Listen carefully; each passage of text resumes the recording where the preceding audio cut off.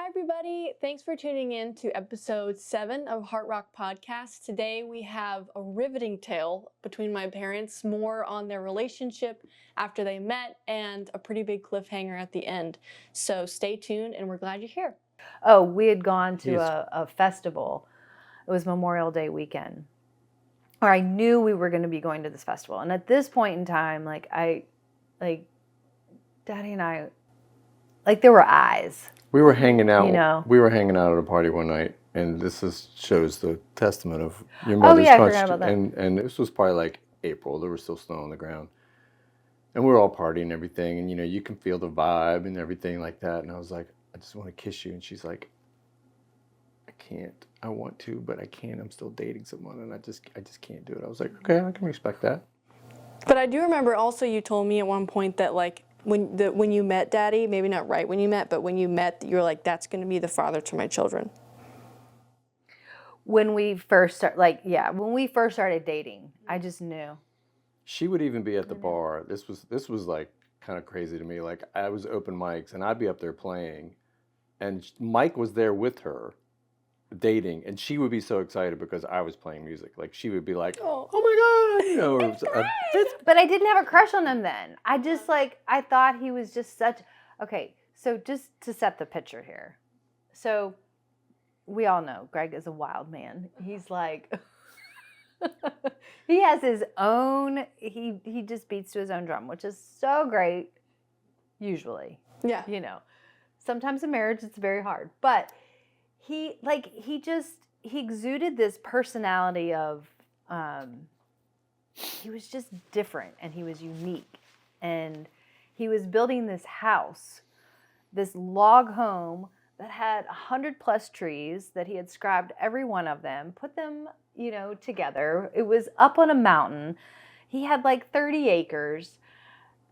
He wanted to be off grid. He wanted I'm all sure as a these young things. 20-year-old, you're And like, I was like, that's so cool. wow. I thought he was this person that was the off grid. Yeah, you are. You were. Okay. I thought he was this person.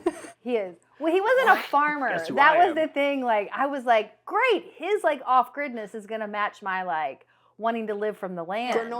My granola life. Yeah.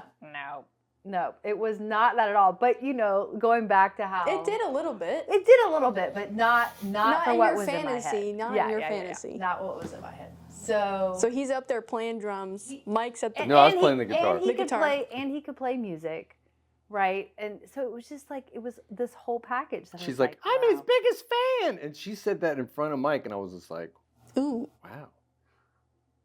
Awkward. I guess it was awkward, but I didn't mean for him, not for me. Sure, I mean, I didn't mean anything by it at that point. It wasn't until much later that I was like, you didn't? I think I actually do like him. You didn't mean it? You didn't mean anything by that at the time? No. Were you just saying it to say it? No, I genuinely thought you were really cool. I just thought you were a cool person. You were building this amazing house. So when there's a cool person, you'd be like, I'm his biggest fan. Not really. Yeah, if Josh Garrels was up there, I'd be like, I'm his biggest fan. As a musician that you're watching. No? She's just, Mama, No, she's just the best cheerleader. She is. I mean, I am. would say there's these things that, your mother is so freaking smart. Yeah. But sometimes she is just whoop, whoop, whoop.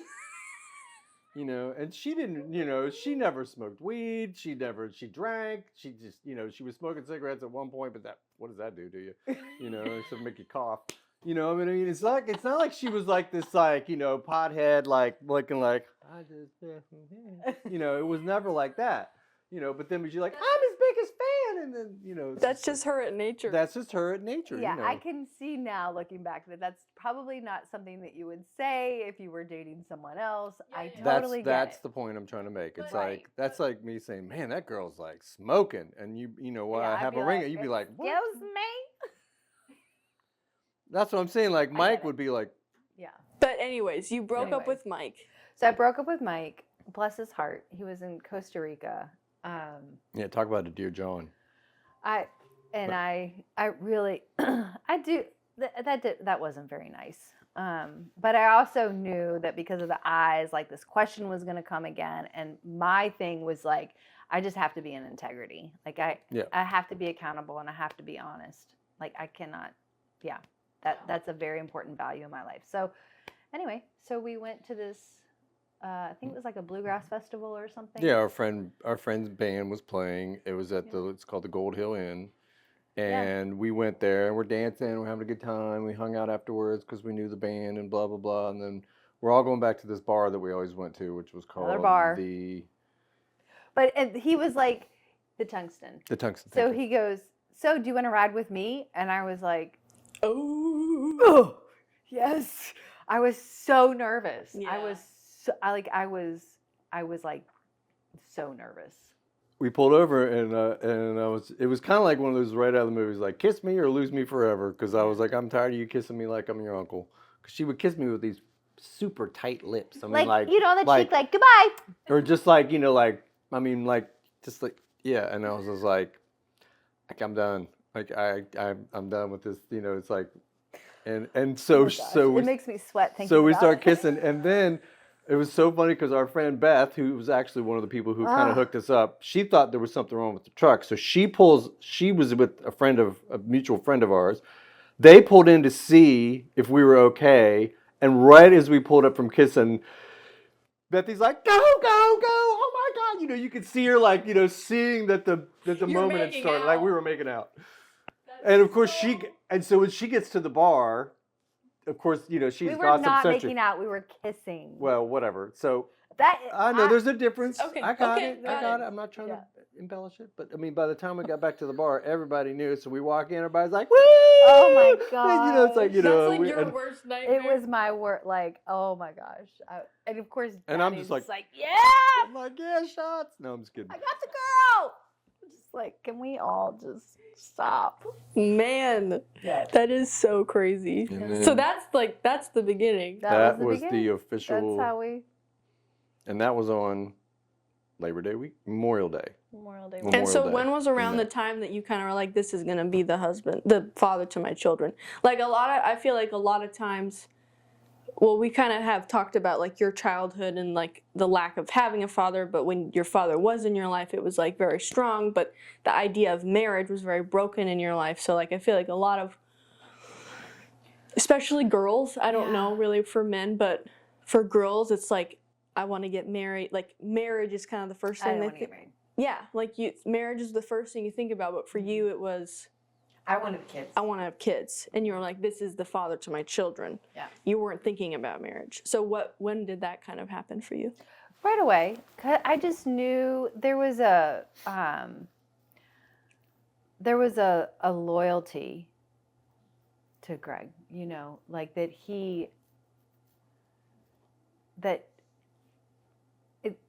how do you say it? Like I think you can see it from two sides of the coin. The one side is, here's this broken girl who is looking at this man and can see that he is a very loyal person and I could have kids with him and he would never leave his kids. So having a dad that, you know, I didn't get to be with, I'm like, this guy won't leave. So if I have kids, my kids aren't going to feel What I felt. So you can see the brokenness in that, right? But the other side, I mean, I think that's genuinely how I, you know, Framed it. looked at that. But then you can also see the other side where it has nothing to do with my dad because Greg and I are completely different people. And, you know, I'm not going to put on our relationship as a woman and as a mother, and you know, and he's not going to put on our relationship as a father and as a husband what my parents did to sever that. So that wouldn't have happened anyway, right? Because when we did separate, the number one thing that we talked about the most is like, how can we fully be 100% present for our girls and everything still constantly. Yeah. So. Yeah. Yeah. So that was So my first thing was like, like he's going to be the father of my kids. I just know it. Yeah. And then when did you guys have, like, there was what was the time period between you guys getting together and having me? So we got pregnant with you 9 months. After you started dating? Mm-hmm. So, Yeah, well, it was I like- know that a lot happened between then, Mm-hmm. in those 9 months. Yeah. Do you guys want to dive into that? Well,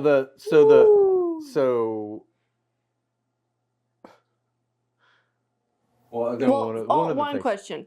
Sure. Were you growing weed before, like, were you doing all of that stuff before you guys started dating? I wasn't growing it then. I was just dealing it. I was just selling it. What? You know?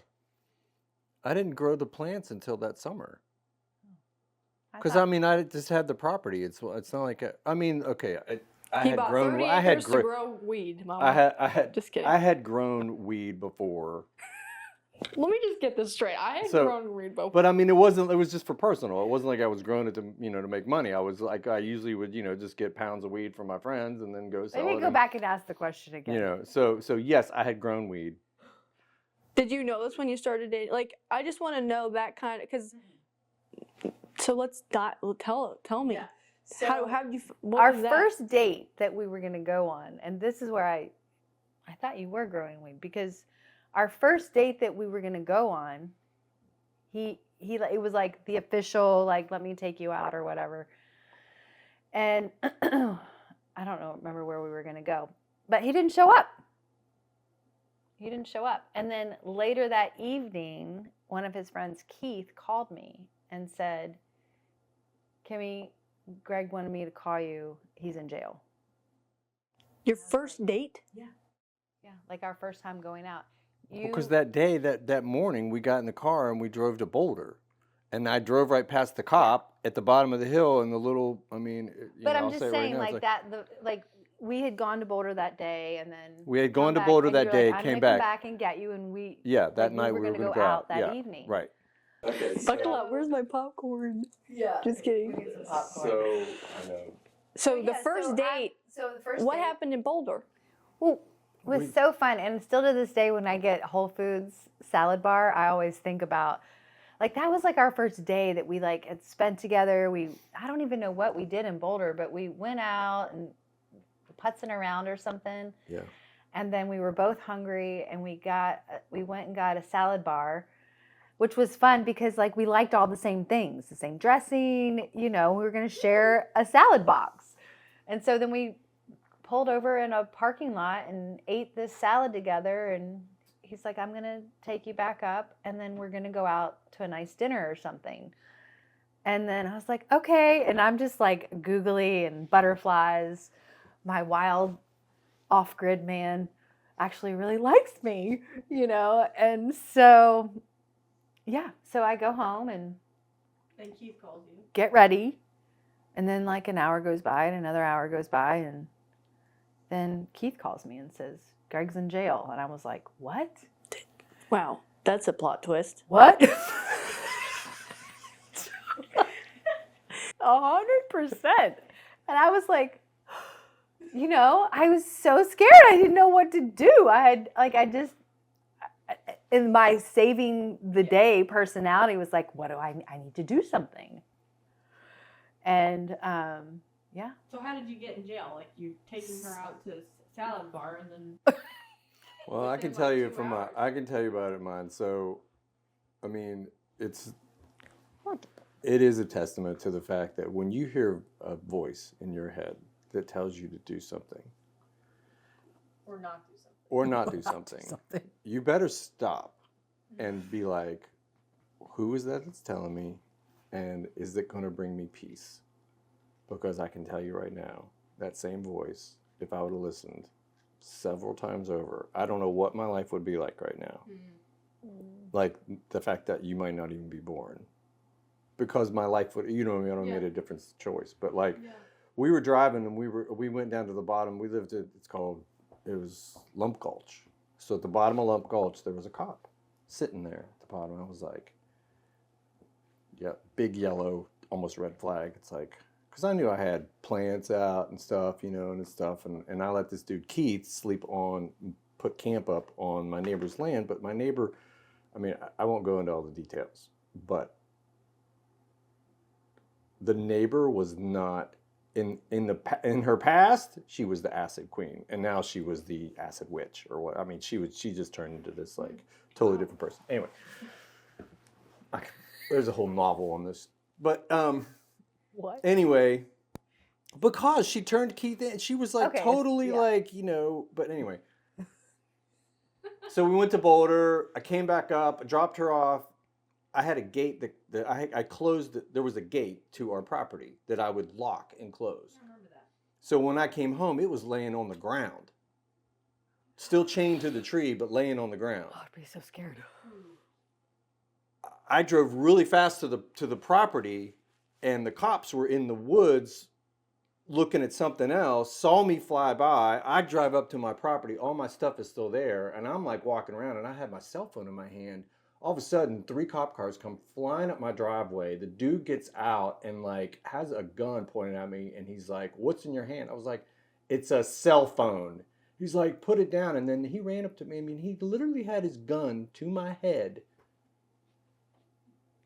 And I'm like, "What is this all about?" I'm like, Wow. like I had nothing on me, and he has a gun. I mean, that's how paranoid. I don't know. I mean, cops do their job. I'm not trying to put down police officers. I'm grateful for them. They do a great job. They do a great job. I'm not, but at the time, it's like you're being a little excessive, dude. Yeah. But anyway, so I get arrested.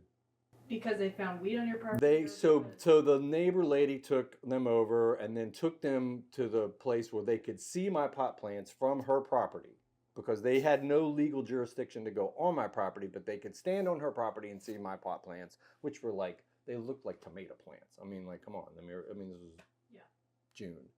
So anyway, came home, I'm arrested, thrown in jail. Because weed was illegal in Colorado at that point? Oh yeah, it was illegal everywhere. It was never legal. Yeah, I mean, Amsterdam was the only place that you could tote that stuff around. So back in 2000. I had no idea about any of this. So you were thrown in jail, and then Keith. So I was thrown in jail. Keith was thrown in jail. This other lady, Rebecca, she was thrown in jail.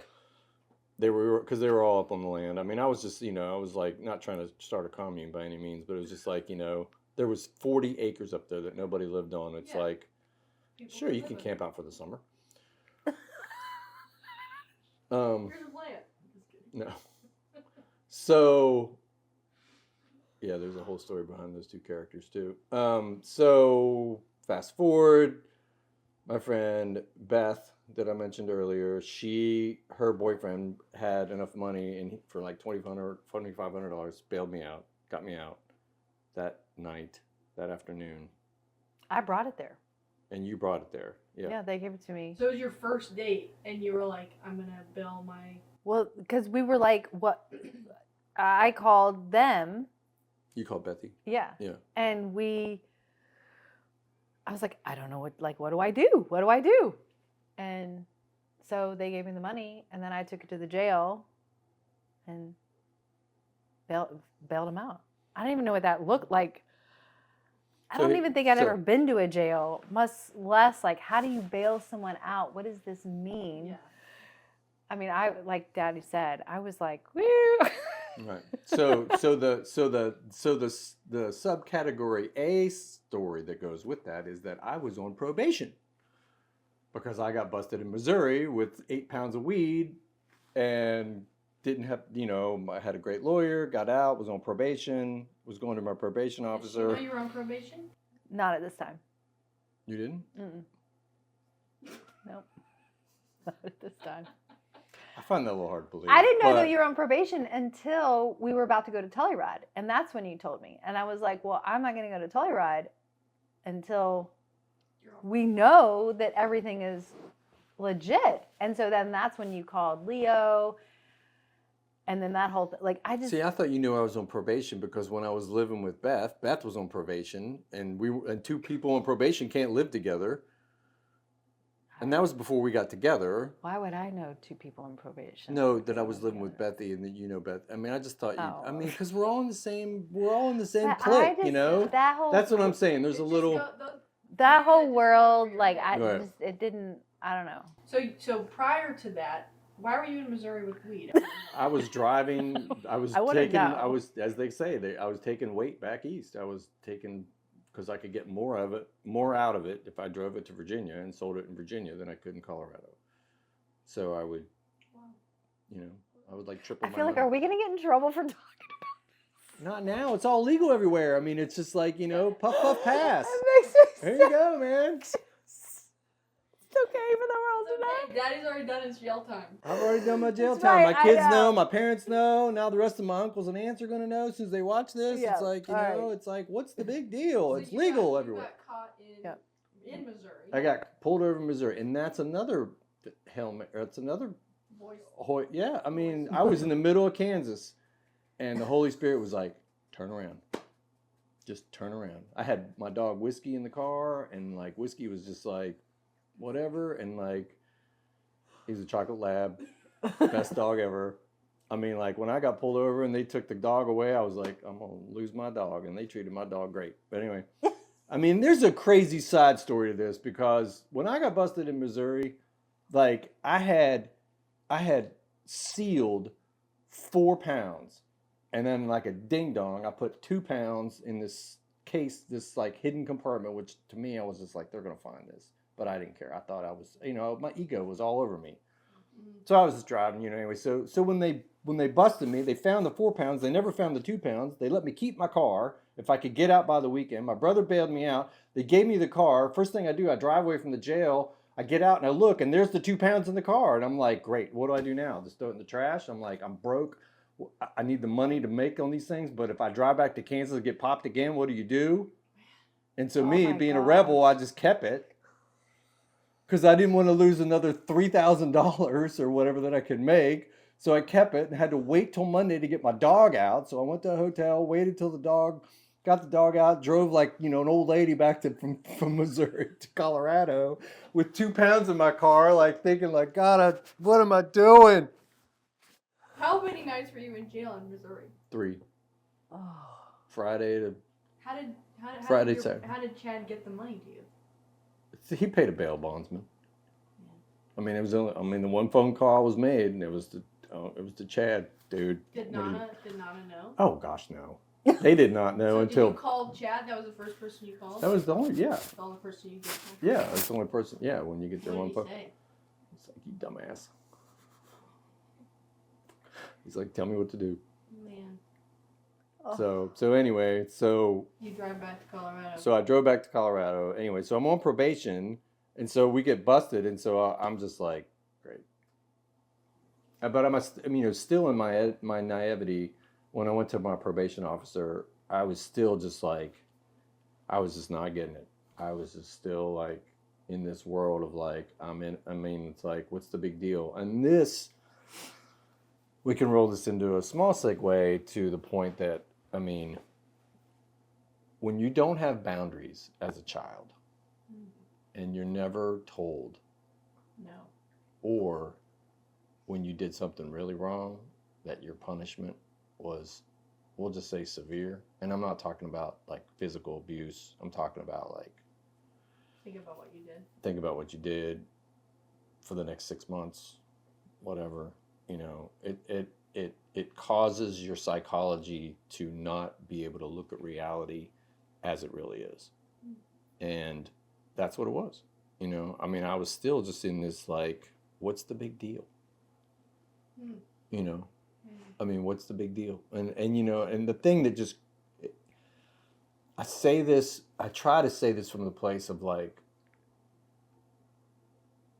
I respect the human race, but we are a crazy bunch of people, because now everything that I went and spent 4 months of my life is legal. And what changed? Nothing.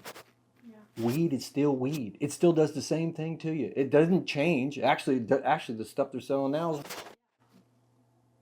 but now it's okay. Yeah. What? So the thing that, you know, I don't really like the word behoove, but it really just makes me like say, what? Because now all these things that I spent 4 months in jail for is legal. I mean, maybe not so much of like selling 10, 9, 7 pound, whatever it was, and being a drug Right. dealer. Like I get that Right. part. But the basis of what it is, I mean, like I have a friend who has now probably sold hundreds and hundreds of legal pounds of weed. I mean, there's people across the country selling millions of pounds of weed legally. And here I had 7 driving across and, and blah, blah, blah. So, and spent a lot of money, keeping myself free, which is a whole nother thing of like the poor people that I went to prison with. I mean, I was the only guy in there for weed. Everybody else was in there for meth. Every single one of them.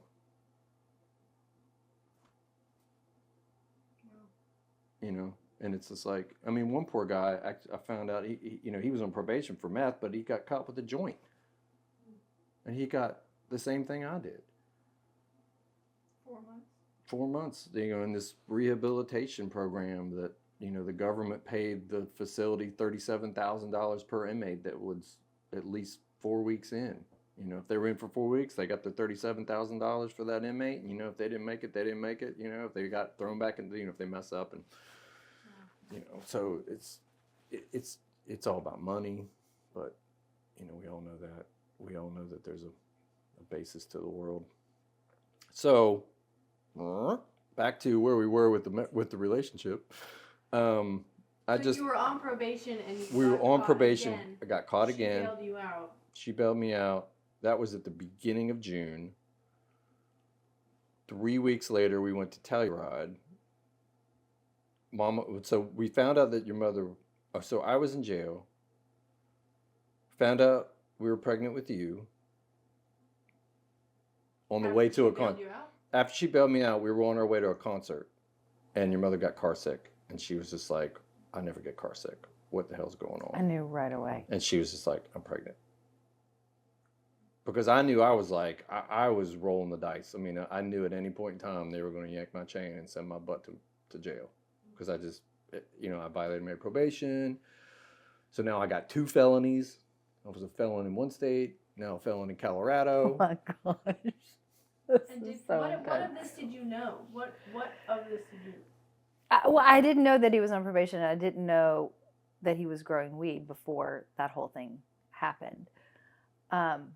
But I did know the state that we were living in and the culture we were living in. So I wasn't completely naive to like our life. Your friends were doing this stuff. Right. Like it going was to this concerts. like, it was this, I mean, it wasn't like we were going to it wasn't like parties, but it was just this I kind of see it as this like Colorado fantasy. Like culture. Yeah. Culture of outdoor activities, extreme sports, having beers in the evening, people smoking weed. Yeah. Like it was just this like rustic outdoor lifestyle. So I wasn't naive to the culture that we were in, but I didn't quite understand the entirety of his background. Now, so there's like these categories of like, pictures of the lens that I'm looking through. I'm looking at, here's this guy that I know won't leave kids, because I understood his heart of like, just in relation. So I knew I wanted that. He was also this off-grid person that I was super attracted to. But then here I am, like, I don't, like, I just want to be a mom, and I don't ever get in trouble for anything because I'm so afraid of getting in trouble.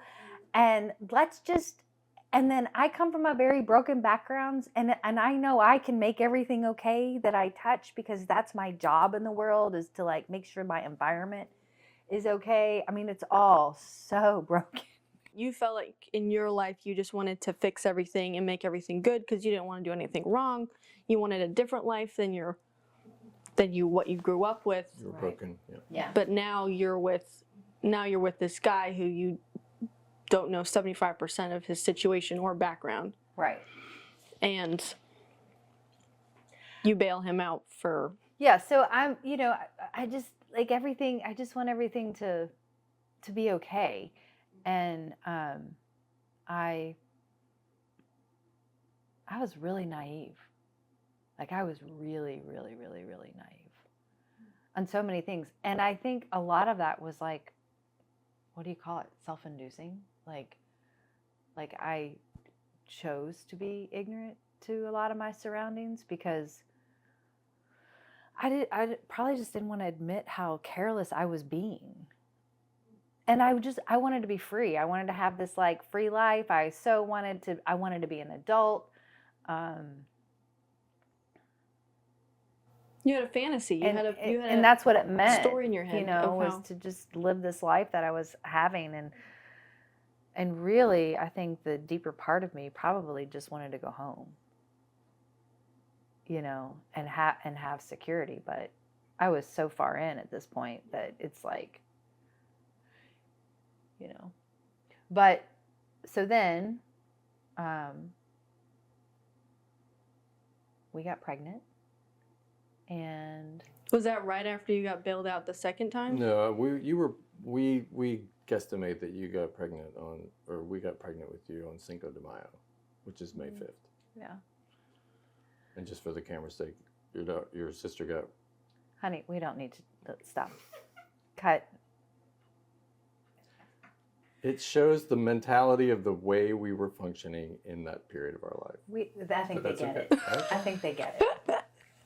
Okay. So you got pregnant with me in May. Yeah. Were you guys trying to have kids? I was on birth control, and it just affected me so much. And I said, stop. And I was like, yeah, I really don't want this. And I was okay with it.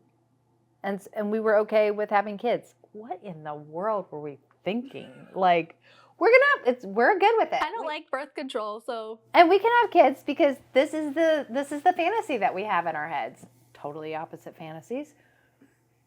Except for that we would love our kids no matter what. Yeah. And we would never let go of our dreams. Yeah, and we would never let go. Like, we were so out to lunch. We had so much to learn. So much to learn. So, yeah, so we were pregnant. You were pregnant. And then, so it was first trimester. Then the Telluride Bluegrass Festival came up. And a whole bunch of people were going to go to this amazing festival that's in Colorado. I had been a few years before, and at this point, Greg was unfortunately starting to show a little bit of his red flags. True self. His red flags, true self, true colors. Just as much as I was showing my naivety to life, right? Yeah. And I was apprehensive about going because he was still partying. And I was afraid that we were going to go to Telluride. And I was going to get left, in the cottage or whatever. And because, you can't move around a lot when you're pregnant. Or you can move around a lot, but you're not in the party scene. No, it's the you last can't thing drink, you're tired, Yeah, you feel sick, the whole thing. And so he was like, no, I won't do that. And I was like, And then the whole thing about probation came up, and I was like, well, I'm not going to go if this is still active, because that just doesn't seem right. He said, I'm going to call my lawyer. He called his lawyer. Supposedly everything was clear. So we went, and all the nightmares happened. He was out partying. I was like, just putzing around kind of by myself a lot at this huge festival. No, it was just the first night. The first night we got there, we had a friend of ours, Pete. He let us stay in his bedroom. I know, but and then I left you that night. I did do exactly what. But like during the day, there was still like all the partying that you do, that some people do at festivals. And so I would like go off and walk by myself and whatever. I'm not trying to make it sound like a sad story. It just, you can see how the division started like more wedges started to come into the relationship because we didn't have anything to anchor us together but this fantasy that just was not true. And so... Or a kid. Like the only thing that anchored you guys together was Yeah, at this point was, having you. And so. So then on the way home, I got the phone call that I was on probation, that Missouri wanted me back. And Actually, you did, whatever, violate your, yeah. I violated my probation and I was, I was a wanted man. So on the way home, we were in Kimmy's truck and the license plate was in the window and there was something blocking the window. It was a tinted window. It was they couldn't but there was see something. There was like something though because it wasn't on the bumper. So we were coming through. What is that county? It doesn't matter. No, it does. Park County. Like It does matter. Where Park or what's the South Park was filmed. So we were coming through Park County. Anyway, so we're coming through there. Cops pull us over. And after about 15 minutes, I'm like, that's it, baby. I'm going to jail. I can tell you. She's like, and so they come back. They're like, it seems like there is. I was like, I know. You're probably going to arrest me. It's all good. He's like, well, because you're under arrest for these, these kind of things, we need to search the car. I'm like, great. So Kimmy, thankfully, not thankfully. Kimmy was pregnant. And so Kimmy's like, can I go to the bathroom because I'm pregnant? And they were like, yeah. So we had some weed. So she took the weed with her and threw it in the toilet. And then I forgot I had some mushrooms. And so I stashed them in one. And this is the total God story. I put the mushrooms in a shoe in the back. And when I got out of the cop car, they put me in the cop car. He's going through the truck. And I'm sitting there watching, and waiting for him to find the mushroom. I was literally like saying, I can honestly believe I said, God, please, just let this go. Man. And the cop put his hand in the shoe next to the shoe that had it and didn't find it, and then stopped. And Kimmy got in the car and drove away. But then, 20 minutes later, I'm in the back seat. No. Stuffed and cuffed. Okay. Yeah, go ahead. I'm cuffed behind me, I'm seatbelted in, and I look up and I hear this explosion and the front tire on a van coming down a steep hill explodes and the van is coming right at the cop car. And I'm like, I'm dead. I mean, like, I couldn't do anything. And the cop, I mean, thank God. I mean, like at the last second, I mean, I could see the guy's whites of his eyes in the van because he couldn't do anything. And he was about ready to T-bone a freaking cop car at like, I don't know. 50 miles? 50 miles an hour. Cop pulls over. The guy goes by. I mean, me and the cop are just like, he's like, you okay? And I'm like, I think so. And I was like, good job, dude. I was just like, I mean, everything. Like, I have a child. I'm going to jail. My life is over. I almost died. Like, everything in the world is flashing in front of me. Dang. I think it's the Lord saying, "Are you ready?" And yeah, ready? I mean, like, yeah. And then so we get to the police department, and I was like, and of course, it's not like me and the cops are buddies now at this point, but it was kind of like we just had a pretty good life experience there. And what was, I mean, it's not funny, but so I was there for a week, and then. I mean, do you want me to tell you your side of the road? So we get home. You get home. So somehow you tell me, or I don't know. Somehow I figure out that there is mushrooms, or that the mushrooms are in the back of the car. In the back of the car, and I am just like freaking out. This is like not of my expertise at all. Right. Anything. So I'm like driving down the road and I just throw them out the window. Thank God. I'm like, get it out.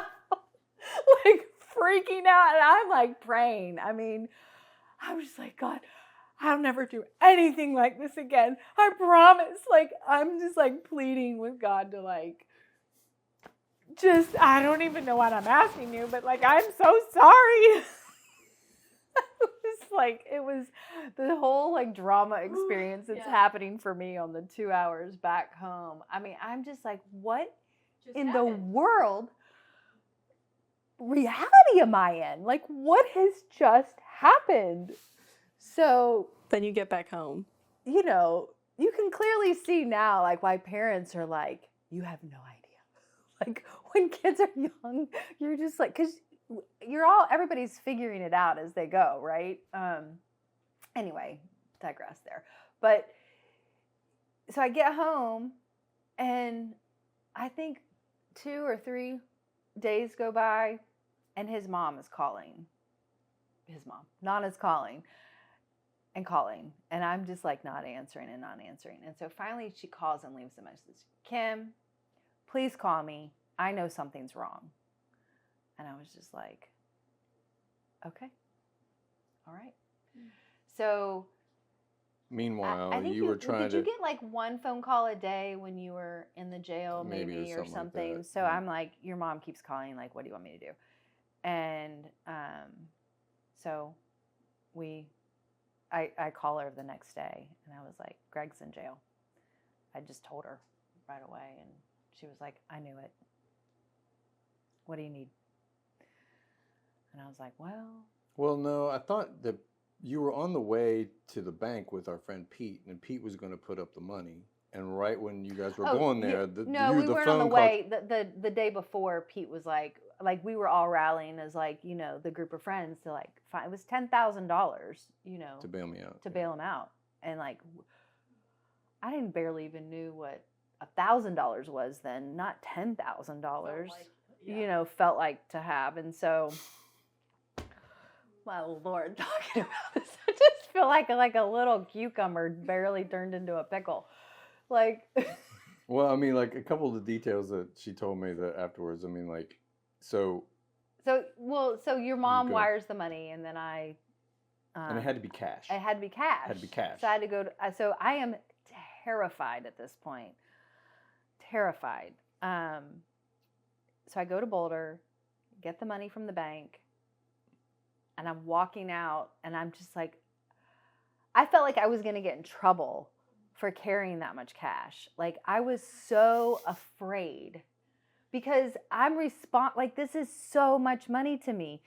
And what if I do something wrong or lose it, or what if somebody robs me, or I don't know, like all these stories are going through my head. I was so scared.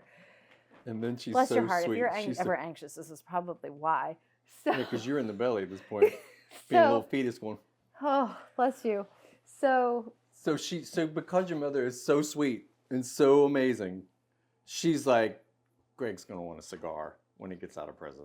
So she goes to the smoke shop, and she goes in there with the 10 grand in her purse. Because I was like, I'm not. She's not leaving this stuff. And what the guy at the door was just trying to hold the door for you something. And like, you were kind of free. Did you freak out on him or something? Yeah. She thought the guy was like, I just want a cigar.